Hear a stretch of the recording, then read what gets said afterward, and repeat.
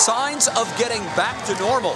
More fans will be in the stands watching their favorite Cleveland teams play this year, and what the governor is saying about easing even more COVID restrictions. It's so sad to see that part of Elyria go away. Memories up in flames. Former nightclub Uncle Vic's destroyed by fire, and it appears it wasn't an accident. Fighting a rare disease. A local girl beats the disease that's impacting kids with COVID-19. What her parents want others to know about it. Hi, sister. How are you? It's finally here. Long lost sisters meet for the very first time, and we were there when it happened. What's next for these two in our Reconnecting series? What's New starts now. And now, live from WKYC Studios, this is What's New. We have been following that sister reunited story, and today we climax with the actual meeting. I can't wait. I know. I was going through our list of stories that we were going to cover today, and I'm like, part 3! Yes, there's part 3. It's been fun such a to follow. great series. Hello again, Northeast Ohio, and welcome to our Thursday edition of What's New. Thank you so much for joining us, along with Betsy Kling. I'm Jay Crawford. Betsy, a very good Thursday afternoon to you. And to you too, Jay. Boy, that sunshine today was so nice. It's still cool out there, but we'll take the sunshine most certainly. And you know, it does kind of hearken to more springtime to come. I know our first story is about baseball, and I want to remind you that the first spring training game for our tribe is in 3 days. Yeah, I can't believe it. It's finally back. And we begin today at 5 with more good news on our fight against the coronavirus. Governor Mike DeWine easing restrictions statewide on our indoor and outdoor entertainment events, and that includes Indians and Cavs games. Laura Queso joins us now from the newsroom. Laura, very good afternoon to you. This news comes on the same day that Ohio records its lowest positivity rate in more than 4.5 months. Yeah, that's right, Jay. I mean, you guys were talking about it. We're seeing signs of spring. Snow is melting. Birds are chirping. The governor says we are really crossing the bridge to better days. He's optimistic. So as of today, sporting and entertainment events will be able to reopen with 25% maximum indoor capacity and 30% maximum outdoor capacity. They have to follow safety precautions. There will be seating pods of 6 people, which will be separated by at least 6 feet, and of course, masks must be worn. Either way, though, this is a start. This is a start. As I've expressed to the Reds and the Indians, some of the minor league baseball teams and others, look, we're going to start at this point. If the summer and the spring and summer go the way we think it's going to go, we're going to be able to expand these and move forward. The news we want to hear. So this means we'll be seeing thousands more fans at Cavs games. More than 10,000 could go to an Indians game when the time comes. In fact, right after DeWine's press conference, the Indians sent out their own statement welcoming fans to the upcoming season and unveiling their safety precautions, including tickets sold in groups and a mask requirement. We have more on that at WKYC.com. Now, we should also be learning more about other events like proms, weddings, receptions, fairs, festivals, and parades very soon. So stay tuned for that. Now, another reason why the governor is optimistic, and Jay kind of talked about this, is next week we will have another 310,000 first doses in Ohio. Once the Johnson & Johnson vaccine is available to us, Ohio will have another 91,000 doses during the first week. We've also learned Walmart and Meijer will start vaccinating Ohioans. And again, hospitalizations, Jay, are down. So it's kind of a change. Sorry, I'm so excited. It's just a change of tone from the governor, and it feels good. Yeah, listen, don't apologize, Laura. I think that we're all sensing more positive vibes from the governor as our numbers continue to get better. And you mentioned it, but I think, you know, when you see now Walmart and Meijer starting to vaccinate people, those are where people go to congregate. That's where there's a large number of people. We could see the number of vaccinated in Ohio go up dramatically. Laura, thank you. We'll see you at 6. Sure. Well, now on to your feed at 5 and an update to Cleveland schools' plan to return kids back to the classroom. Today, CEO Eric Gordon released a statement notifying parents that students won't make the shift from remote to in-person learning on Monday as planned. Gordon says the delay, in part, is to allow staff to plan adjustments, assignments, and transportation. So that newly adjusted plan for now is that Phase 1 students are to return March 8th. Phase 2 would be March 15th, and Phase 3 students will head back to the classroom on March 22nd. Now, this news comes 1 week after CMSD released its reopening plan, and you may remember Governor DeWine called out the district for not being aggressive enough in its reopening strategies. Well, as we know, trying to get a vaccine has not been an easy task for many Ohioans, but sites are popping up to make the process a little easier, like vaccinefinder.org. Now, this is not the one the state of Ohio is working on right now, but this one is backed by the CDC and other organizations. It's a national scope. You can't book your vaccine appointments through the app, but it's a great resource just to be able to find out where the vaccines are in your area. Now, once you get to the site, you see it here, you click on Find COVID-19 Vaccines. That's pretty easy, right? You type in your zip code. We did 44135 on this one, and how far you're willing to travel, and then you click search. Then it will give you a list of the providers that are in your area, and you can also check to see if they have the vaccine or not. That is a huge part of the problem, just knowing where those vaccines are available.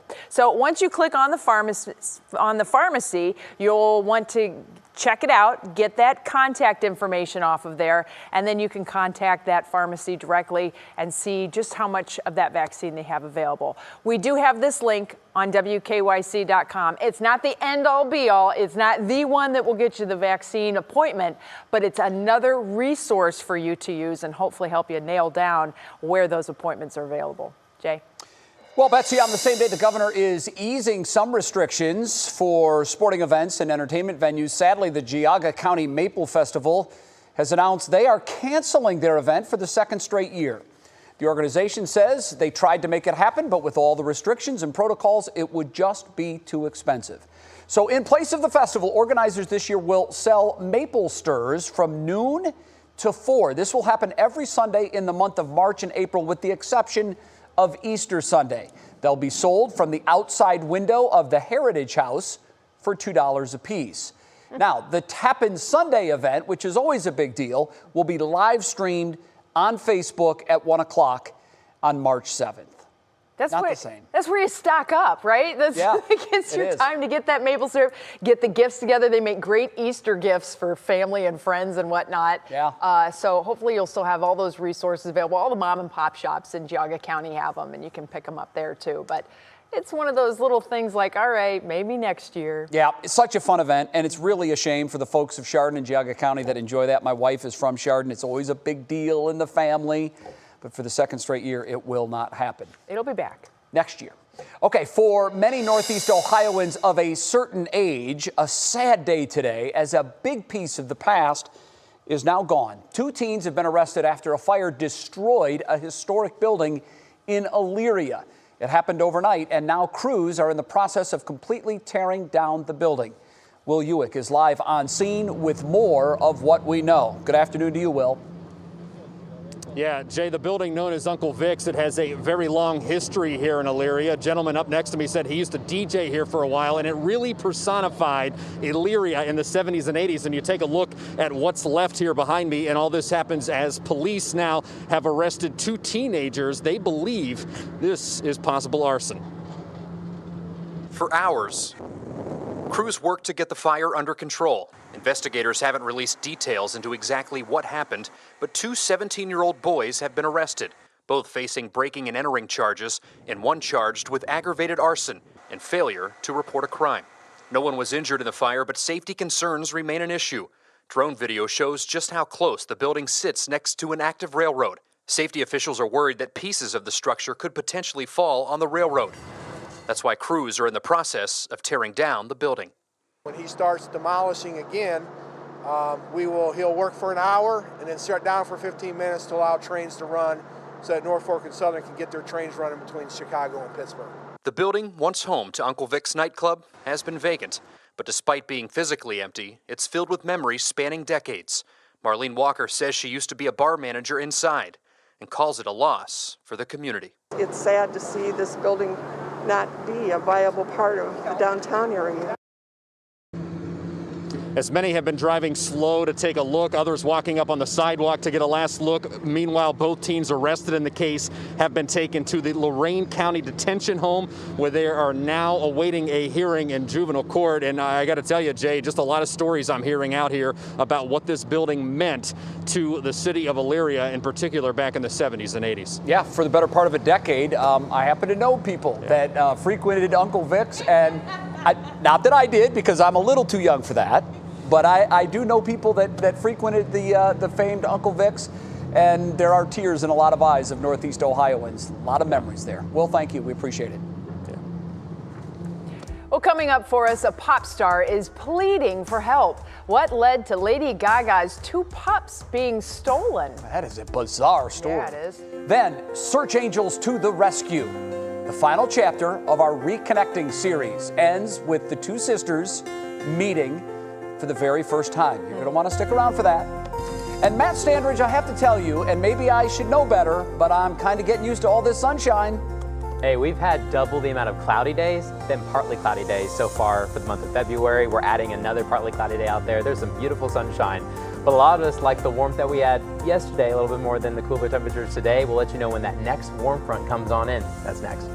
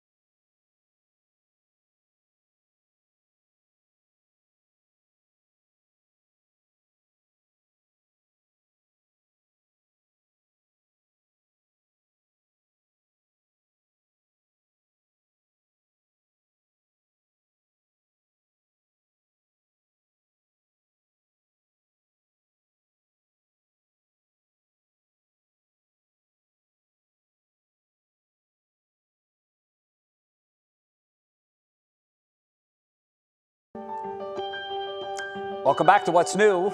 I am so excited about this story. About a month ago, we launched our Reconnection series. Whole idea, reuniting viewers with long-lost family members. In some cases, family members they didn't even know they had. We introduced you to Kim Miller, a cancer survivor searching for her biological mother. Well, thanks to 2 incredible search angels, Kim met her sister for the very first time. That was the big moment last week. Now we get to see the emotional reunion thanks to Lindsey Buckingham. It started with an email Kim Miller sent us in January. She was searching for answers to questions she'd had for decades. To know the history, to know who they are, and to meet them. Within a week, The door to Kim's past blown wide open. This is Juliana Mesco, who is your mom. This is Mom. Isn't it beautiful? And there was more. Search angels Janet and Lynette uncovering a connection Kim never saw coming. As of Saturday, we had determined you and Kim were Colgroves, and that Mr. Colgrove was more than likely both of your fathers. Oh my God. I have that picture. Oh my God. So you have been so sweet and so amazing to your sister. Oh my God. Kim had a living sibling, a sister named Debbie, living just 12 minutes away. All that is left is for the two sisters to meet in person for the very first time. Extremely nervous, and anxious at the same time. And I'm thrilled that this is happening. When we started this, did you ever have any idea that we'd be standing here about to meet your sister? No, none. But yet here we are. Here we are. Minutes away. I know. I'm so excited for you. So am I. So am I. 62 years of wondering, ending on a rainy, cold day in February with the sound of Debbie's tires pulling up the driveway. Good thing you got your boots on. I came prepared. Hi, sister. Oh, sister. How are you? Good. Oh. You doing okay? Yeah, I'm doing okay. Just get out of the way. Hold on a second. I have something for you. Oh my gosh. These are for you. Oh my gosh. A new normal. Yet when these sisters saw their matching eyes, it felt like home. I was ecstatic about finding a sister.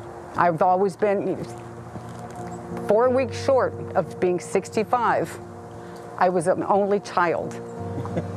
And now she's stuck with me. I didn't expect my parents to be alive. That would have been a long shot. But I've got a sister.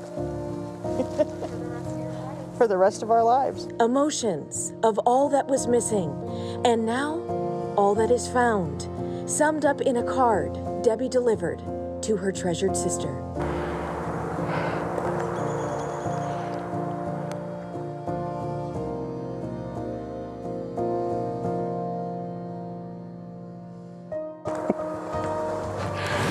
You're stuck with me. I love you, kiddo.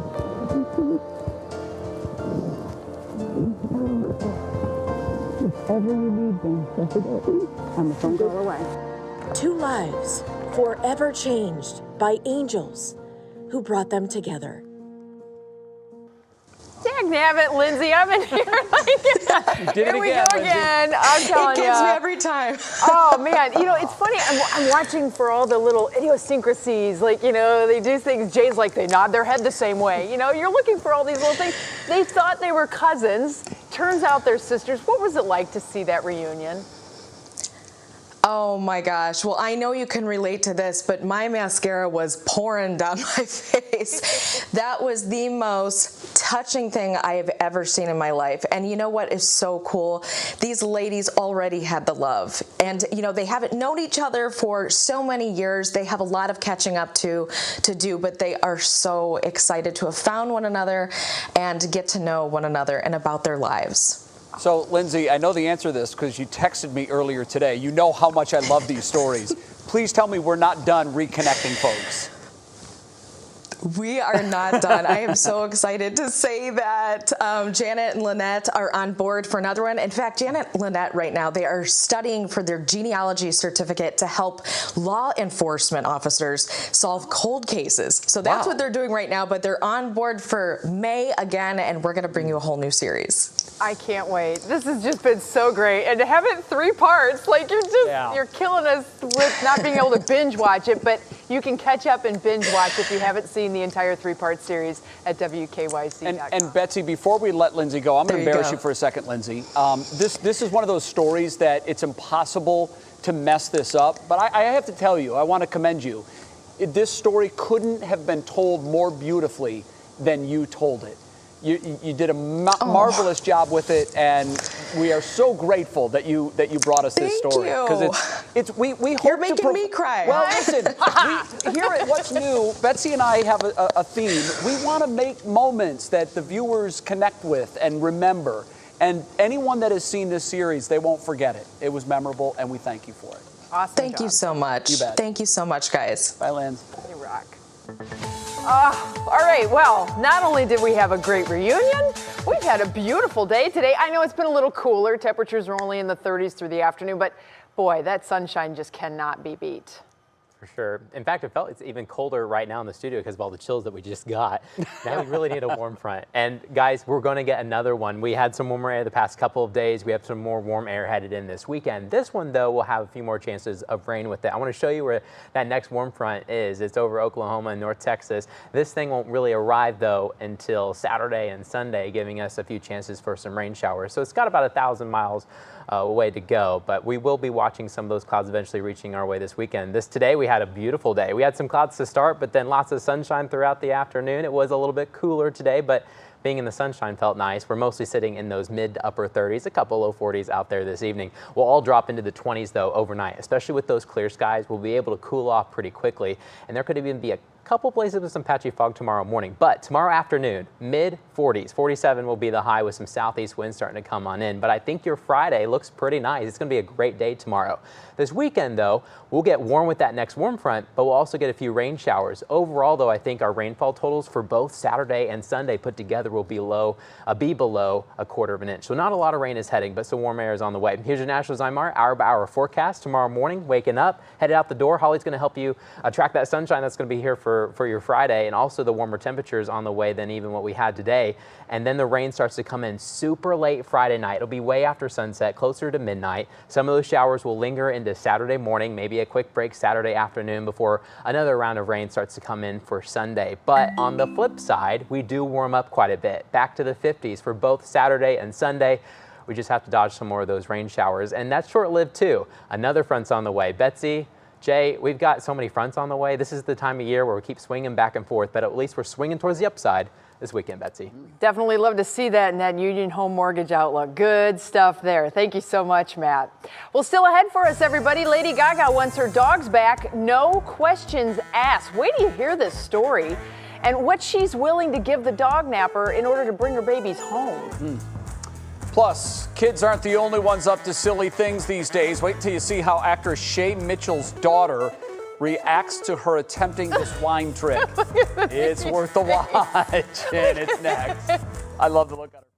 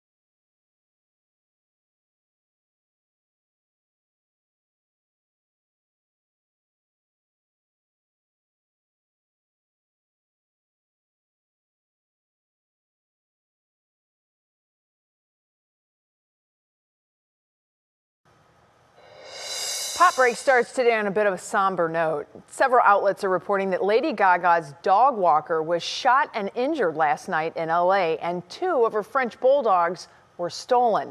Now, the dog walker is said to be recovering well. Gaga is in Italy filming a movie and is offering a $500,000 reward for her dogs to be returned safely with no questions asked. Now, for the rest of what's happening in Hollywood, here's our Kira Cotton. Jada Pinkett Smith has entered the business side of the beauty industry after years as a consumer. The actress and entrepreneur is the co-founder and creative director of Hey Human, a sustainable, affordable, and 99% plastic-free personal care line. The line debuted with 4 products, including a body wash, a lotion, a natural deodorant, and a toothpaste. Hey Humans is available exclusively at Target. A baby's gotta do what a baby's gotta do. Even if that means coming back to the silver screen 30 years later. The Nickelodeon hit series Rugrats is returning to Paramount Plus with a new look and the original cast. That's right, Tommy, Chucky, Phil and Lil, Angelica, and Susie will all soon be back in action. An official date for the series release has not yet been announced.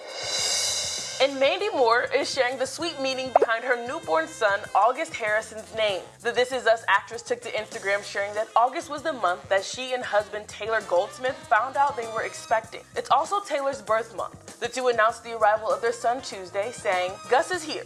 We were prepared to fall in love in all sorts of brand new ways, but it goes beyond anything we could have ever imagined." And fans of the Spider-Man movie franchise, you now have answers.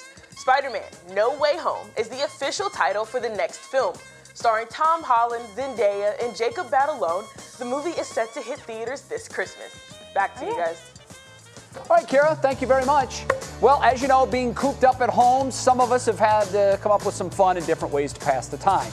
Well, actress Shay Mitchell, she's the one in the back, and her friend attempted this wine trick where her friend holds the bottom of the glass with her mouth and attempts to pour it in Shay's mouth. That's cool and everything, but what's worth the watch is Shay's daughter, Atlas. You see her in the background coming up, and she's just kind of looking like, okay, and these are the adults in the room. Exactly. Look at her face. That's so cute. The captions on the TikTok video were very funny. I loved this one. So this is what you guys do when you put me down for a nap. Right? It's so great. That's the kind of thing you put in your back pocket, and then next time you're busted, you're like, yeah, right. Remember this moment? They all had fun. It's very clever. I wonder how many people are going to try that this weekend. Probably a lot. All right, well, ahead for us here in the next half hour of What's New, Monica Robbins will be telling us about lingering effects of the coronavirus for some kids. It's a pretty interesting thing. Then the classic toy Mr. Potato Head is getting a modern, updated name. We're going to tell you all about that story that has people talking today. Also, a little bit on the history of Black Wall Street. Our Brandon Simmons sheds light on it and how it plays a role in modern day businesses.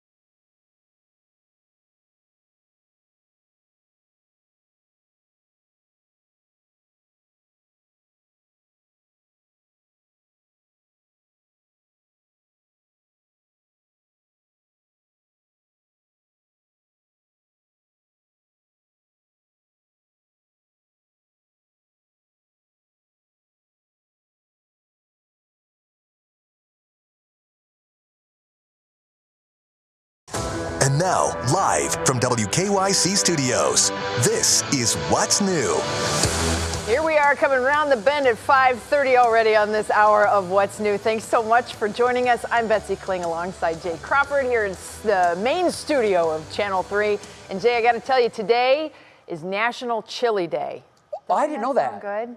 I'm a big chili guy. Do you like clam chowder? No. Okay. Well, it's clam chowder day too, so Okay. I want to Well, give I'll both focus on the chili. equal things. But yeah, kind of a good day for it. Yeah, I love chili. Love it. And you're right. Today is a good day. I mean, just chilly enough.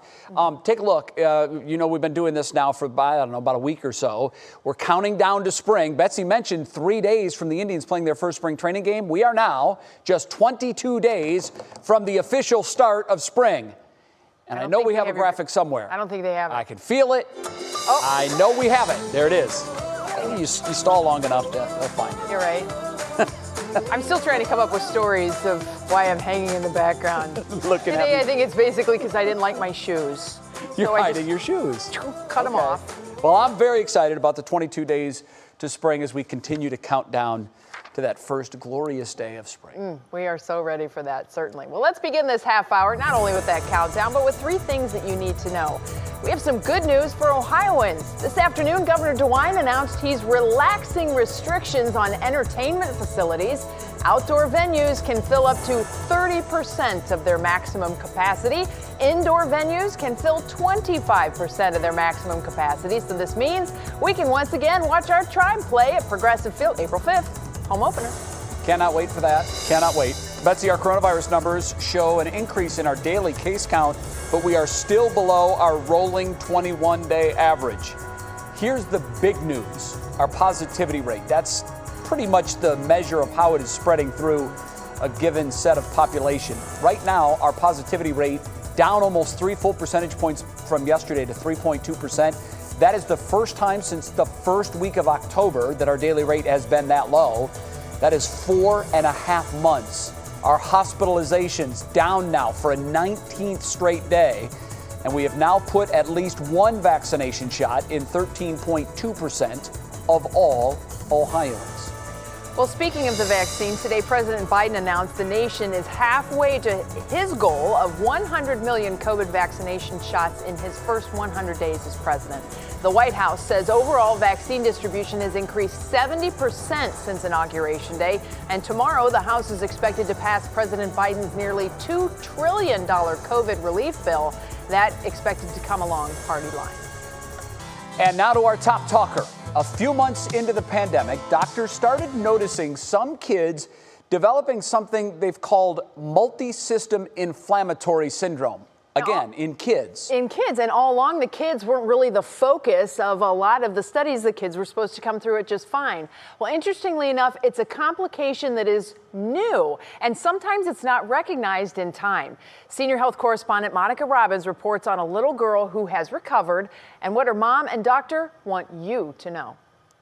Lauren Grant is a nurse. She and her baby girl are COVID survivors. But soon after little Madeline recovered from the virus, daycare texted this picture to mom. Her hands and feet were blue. And so I went and picked her up, and I noticed that she was having some more rapid respirations. An ambulance rushed Madeline to Cleveland Clinic Children's. Absolutely terrifying. My first instinct as a mother was what's going on. And my second instinct as a nurse is she's not getting enough oxygen. I just didn't know if she was going to make it. Tests showed Madeline's heart was inflamed and racing. So normally for a baby, their heart rates are anywhere from 100 to mid 100s at rest. Hers was over 200, and it was going up to about 240 to 260. Madeline developed a rare COVID complication called multisystem inflammatory syndrome in children, or MIS-C. A lot of the body's reaction to the previous infection causes it to ramp up and cause lots of inflammation and kind of get stuck. Treated with steroids and antibody therapy, a day later, Madeline improved. Mom wants parents to be vigilant, especially if their child had COVID. Super important to be able to recognize these symptoms in kids. Most kids recover from MIS-C, but doctors can't yet say if there are any long-term effects. Monica Robbins, 3 News. Well, Madeline spent 10 days in the hospital. Fortunately, she did not need to go on a ventilator. Now, the symptoms that parents should watch out for include a prolonged or unexplained fever associated with a rash. Also, Betsy, red eyes, unusual abdominal pain, chest pain, diarrhea, or difficulty breathing. If any of those happen after a COVID infection, get your child to the emergency department ASAP. And once again, we're giving you symptoms, but you're the mama, you're the papa, you're the grandma, you're the grandpa. You know your kid better than anybody else does. If something's weird, talk to your doctor. That's the bottom line. And we want to stress, too, this is a very rare condition. It is just something for parents whose children have had it to be on the lookout for. Yep. Okay, up next on What's New, where will J.J. Watt go? Betsy, that appears to be right now the $15 million question. Is that all? Well, it could be a $17 million question, depending on which report you listen to. We'll tell you what we know about the offers coming up. And a Mr. No More. Why Mr. Potato Head and Mrs. Potato Head, they're getting brand new names. Also, we're going to take a look, of course, outside. Look at that beautiful sunset. It is so nice to see the sun still high in the sky at this time of day. You know, it was just, a month ago, it was way down on the horizon. So, Matt Standridge, hopefully you're telling us we get to see more of that glowing orb. Yes, tomorrow. In fact, tomorrow I think is going to be even a better day than today was. We're getting a little bit warmer tomorrow. We'll stick with the sunshine, but rain is on the way this weekend. We'll let you know how much coming up. And this is Sitto's Lebanese Middle Eastern Fair in Playhouse Square. Despite being in that location where shows are canceled and have been for a long time now, this family-owned spot never had to close. It's owned by the same folks at Cleveland favorites Aladdin's and Boaz Cafe. Check out this restaurant and more from our Doug Tratner. You can do that at WKYC.com/SaveOurSauce. We're coming right back.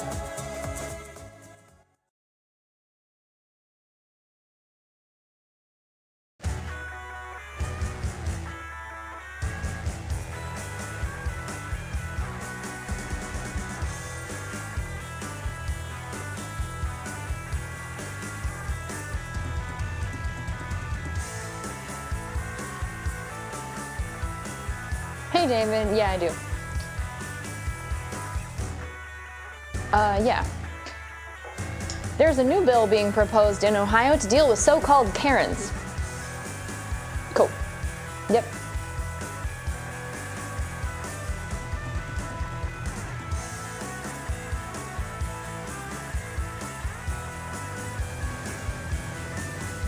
Yeah, I'm here, buddy.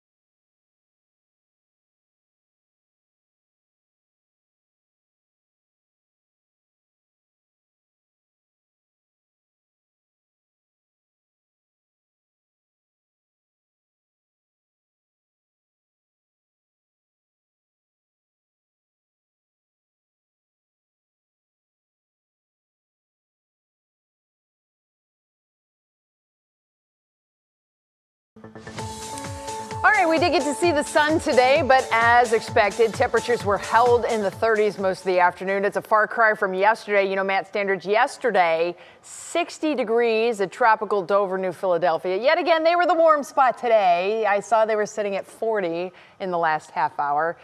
Are we actually going to see any more 60s coming? I know we've talked about this. Hey, that's a good question. We're at least going to get well into the 50s, I think, this weekend. So, Betsy, we're trying to aim for that 60-degree mark again.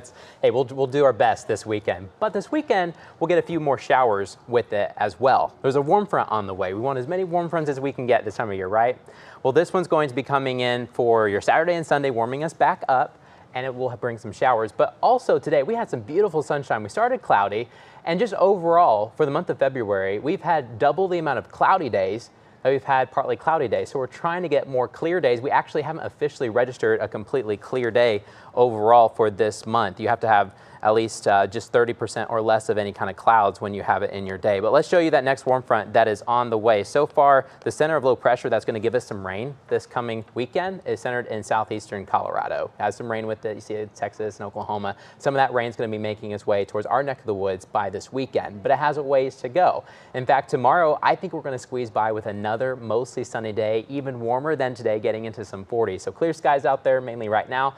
Some more clear skies as you head overnight and into Friday. Right now we're sitting in the 30s. We're probably going to drop a decent amount tonight just because of those clear skies, getting into those 20s overnight. So it's going to be pretty chilly waking up tomorrow morning, but just know by the afternoon we'll get into the mid 40s as a slight southeasterly wind starts to come on in as that next warm front arrives. Here's your National Zymar hour-by-hour forecast tomorrow morning.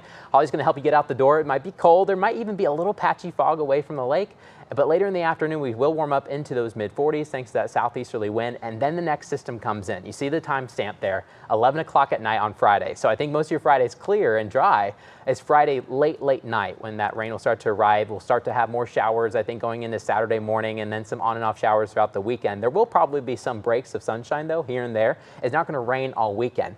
How much rain can you expect to Saturday and Sunday? Not a lot. I think a lot of us will be right around 1/4 of an inch or maybe a little bit less, but the overall track of the rainiest part of the system will be towards our south. Southern Ohio is going to get majority of the action on the rain out of this one. We're going to be dealt with a few light showers Saturday and Sunday, but on the flip side, we will warm up. We'll probably get into those mid-50s. Betsy, you asked, will we hit Sunday on 60 degrees on Sunday? At least upper 50s, I think, is the forecast now. We'll have to see, but it's short-lived. Another cold front to start next week. It certainly is going to be possible. And, you know, we just love to see the extended outlook in that Union Home Mortgage forecast. You'll be able to show them the next 10 days coming up tonight at 11 o'clock. Do appreciate it. Jay. All right, Betsy, right now it's time to see what is clicking in Cleveland. And for that, we bring in our digital anchor, Stephanie Haney. Stephanie, a very good Thursday afternoon to you. Good Thursday to you, Jay. There is a new bill being proposed in Ohio to deal with so-called Karens. The bill aims to cut down on those false, racially motivated 911 calls, which is something that happened to Darren Cooper in Hudson in 2019. So, in his honor, if this passes, it would be called Darren's Law. The bill would allow victims of this kind of thing to be able to sue for damages, and if they win, the caller will have to go through implicit bias training. Now here's what's new with an old favorite game. Mr. Potato Head packaging is getting a new look. Hasbro says it's dropping Mr. from the brand name to make sure all feel welcome in the Potato Head world. Rather than only packaging the toys in male and female pairs, Hasbro will soon sell an option where kids can create their own combinations of the Mr. and Mrs. characters to celebrate the many faces of families. Here's a fun fact for toy historians. When Mr. Potato Head first debuted in 1952, you had to provide your own potato. Hasbro added the plastic potato after it bought the brand. And as promised, we are staying on the J.J. Watt signing in the NFL beat. ESPN reports that he has had a few offers to sign with a new NFL team since he announced free agency 2 weeks ago. And so far, ESPN says the best salary is between $15 and $16 million for next season. Not sure from who, though. It could be the Browns. It could also be the Steelers, the Packers, the Super Bowl winning Buccaneers, or the Bills or the Titans. Now, we do know that the Browns have the salary space right now to pay this kind of salary, Jay and Betsy. But here's the thing that immediately pops into my mind. If we spend all this money for J.J. Watt, what does that mean for the contract extensions for Baker Mayfield, Nick Chubb, and Denzel Ward? Should I be worried about that? Well, yeah, of course, because here's a big factor in all of this, Stephanie, that a lot of people aren't talking about right now. The NFL salary cap every year moves depending on league revenue. This year, for the first time ever, that number is going to go down, and it's going to go down significantly. So teams that were already cash-strapped near the cap, they have no chance. The Browns are in a pretty good position with cap money and cap space, but that's something to keep an eye on. As that number comes down, less money is available. Can we talk Potato Head? Absolutely. This is a talker, man. What is going on with this? I mean, there's Mrs. Potato Head and there's Mr. Potato Head, and you can obviously switcheroo anything that you want between the potatoes. So what's the new potato? More pieces and more parts. So Mr. Potato Head and Mrs. Potato Head, they're not going anywhere. Yeah. But you're going to have more pieces and more parts. So you can have 2 Mr. Potato Heads, you can have 2 Mrs. Potato Heads. You can just mix and match however you want. And this is a classic example, guys, of how clickbait on a headline can get people all riled up. A lot of people today saw this headline, Mr. Potato Head to be replaced with Potato Head. And everybody got all up in arms over that. And Hasbro now has twice released new statements. The most recent says Mr. and Mrs. Potato Head are not being renamed. They are not going away. They are simply adding a character to the family. So everybody can relax. Mr. Potato Head is safe. So we're not changing pronouns. Right, they're just taking it off the box. We're going all pronouns. Nope. Sticking with those. Yep, there you go. Sounds good. Thank you, Stephanie. Next for us here on What's New, what do you know about Black Wall Street and how its principles impact modern day business? We're going to go in depth on this and tell you a little bit more on this financial perspective. Then a new shirt will make getting dressed for this young man with cerebral palsy much easier. We have the story ahead. It's our Show Us Something Good, and I promise you, it's going to make you smile. It made me smile. And right now, it's time for our pop quiz question. On this day in history, Muhammad Ali became world heavyweight champion. He did it by knocking out Sonny Liston. How many rounds did that fight go? The answer when we come back. Oh, my word.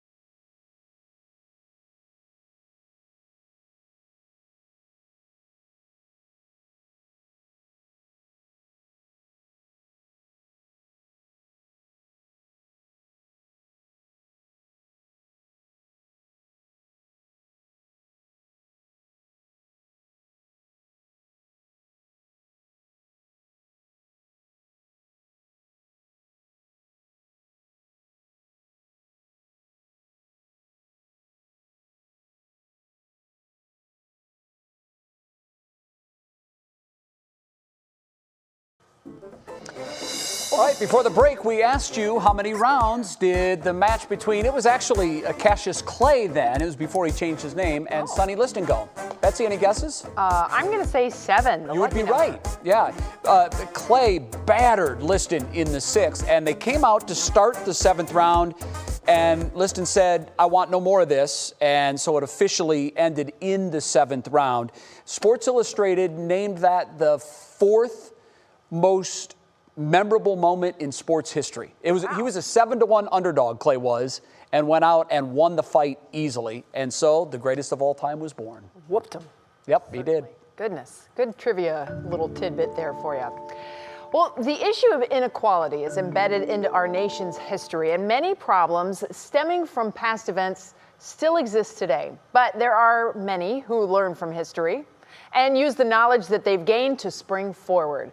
Brandon Simmons tells us about the history of Black Wall Street and the example it sets for African Americans in business today. In the early 1900s, when segregation was the rule of the day, there was an area in Tulsa, Oklahoma that flourished called the Greenwood District. And what made it special, it was a self-sufficient community owned and maintained by African Americans. Its success eventually earning the title Black Wall Street. We were able to empower ourselves. We had our own pharmacies, doctors. Believe it or not, we even had our own airport there. I mean, it was incredible. Even after the infamous massacre in 1921 left much of the area in ruin, the community rebuilt on those principles of helping and investing in one another, principles many Black entrepreneurs continue to use today.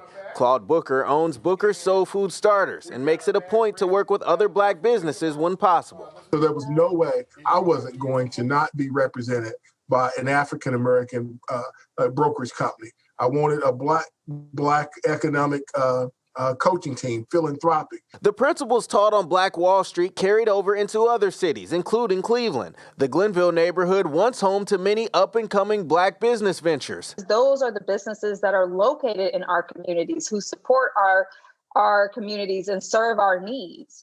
Cassie Pittman-Clater is the author of Black Privilege and a sociology professor at Case Western Reserve University. In her research, she finds African Americans strongly believe in the importance of advancing not just personally, but collectively. But she acknowledges the road to success can be difficult. The amount of wealth and the wealth disparity make it so that it's going to be extraordinarily difficult for the Black community alone to fund and to provide capital. Larice Purnell, managing partner at Cleveland consulting firm, also recognized barriers Black businesses face.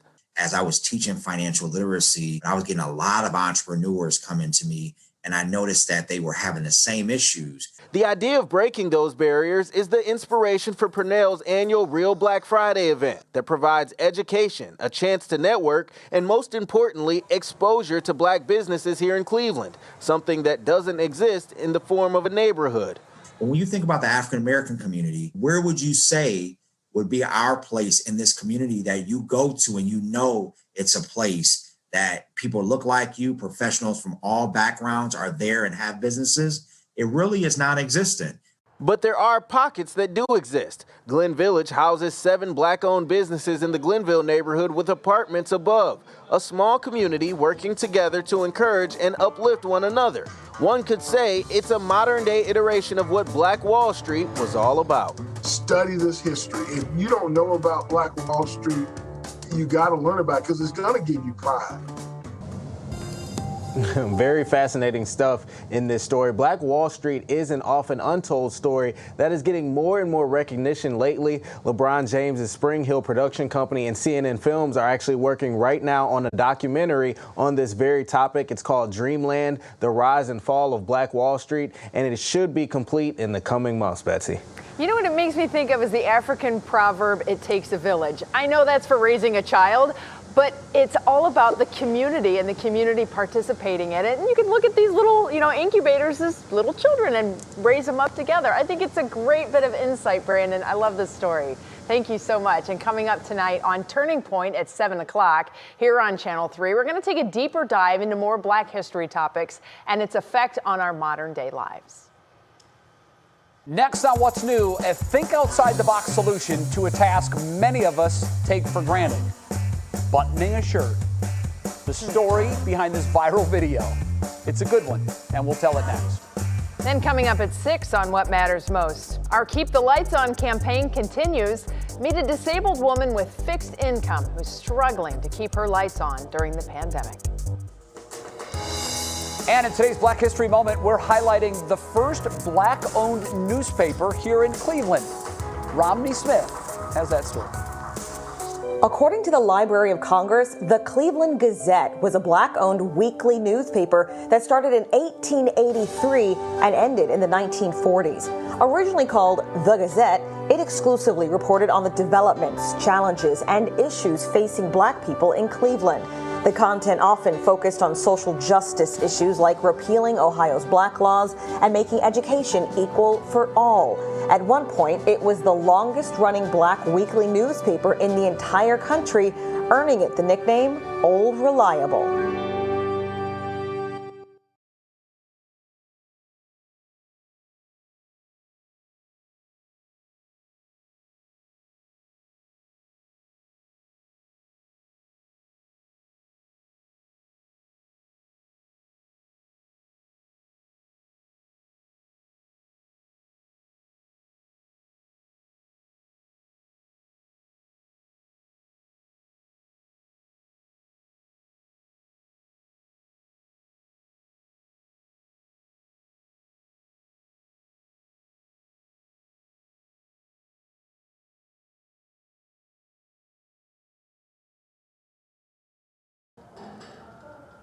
Hey, Mr. David, how are you?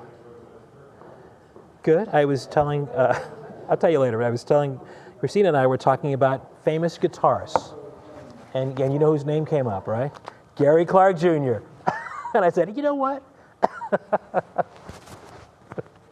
Great. Thanks, David, for pumping that up. Hey, I'm here for round 2. Mic check, 1, 2, 3. Laura K. shows Mike. Today's show is something good. Am I on the mark? Yes. Is about a man named... Thank you.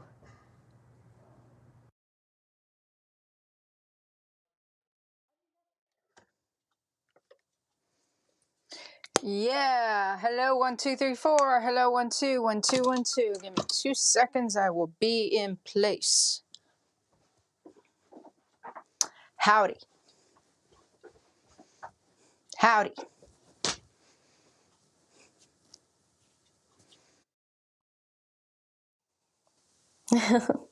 Yes. I've met so many people like Jennifer these past few weeks, sharing personal stories of their hardships. If you're able to make a tax